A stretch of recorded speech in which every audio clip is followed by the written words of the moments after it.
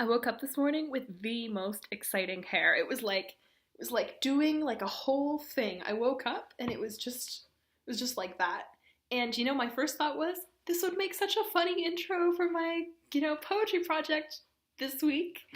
But then I had to go out and face people in the world, so I had to tame my hair. But here's a recreation of that amazing event. You're welcome. Well, welcome back. It's another Thursday. I can't believe it. Is this already week 5? How did that happen? I really enjoyed your video last week, and I just wanted to say thanks so much for my challenge this week, which was to find you a Middle English poem, a subject near and dear to my heart.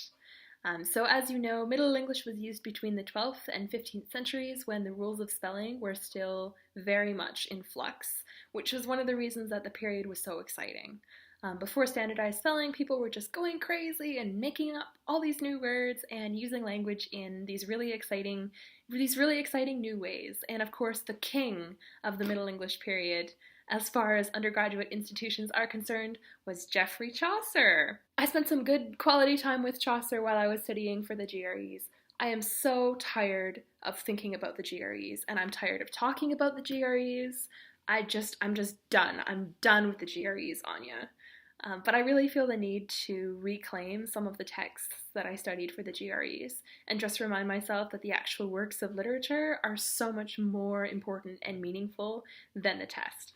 So in the name of that reclaiming of literary texts, I have decided to read you an excerpt from the general prologue of the Canterbury Tales by my good buddy Jeff, aka Geoffrey Chaucer. And yes, I'm going to read it in my best Middle English pronunciation. I know that you'll forgive me for any mistakes that I make, and I'm just going to do my best.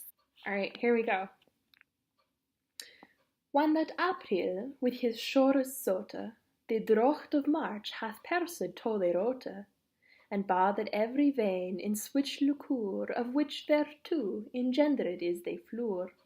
When Zephyrus eke with his sweete breath inspired had in every holt and heth the tendere croppes, and the younge sonne hath in the ram his halve course y runne, and smale fooles maken melodie, that slepen all the night with open ear.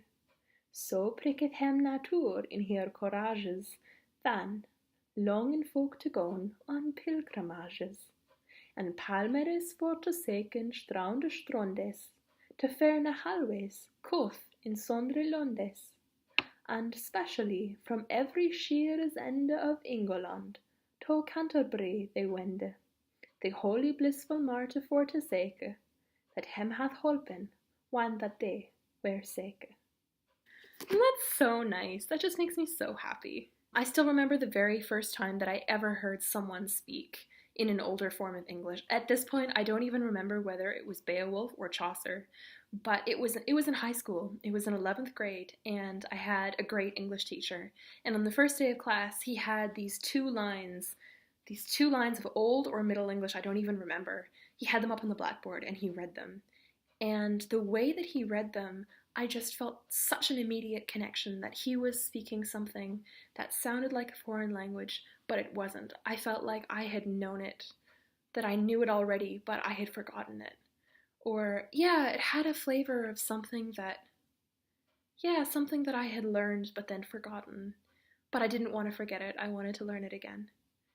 And I'm very, very blessed that I've had the chance to do that. And I submitted 2 of my grad school applications today for Middle English, and I'm really hoping that I'll get to do this for the rest of my life, because that would be amazing. So thank you for this challenge, Anya. It made me very happy. And my challenge for you for next week also comes from the GREs. Oh, the wonderful GREs. Such a joy, such a delight. I realized while I was studying for them that I had this huge hole in my knowledge when it comes to African American writers. So my challenge for you for next week is to find a poem by an African American writer. Enjoy and have fun, and I will see you next Thursday.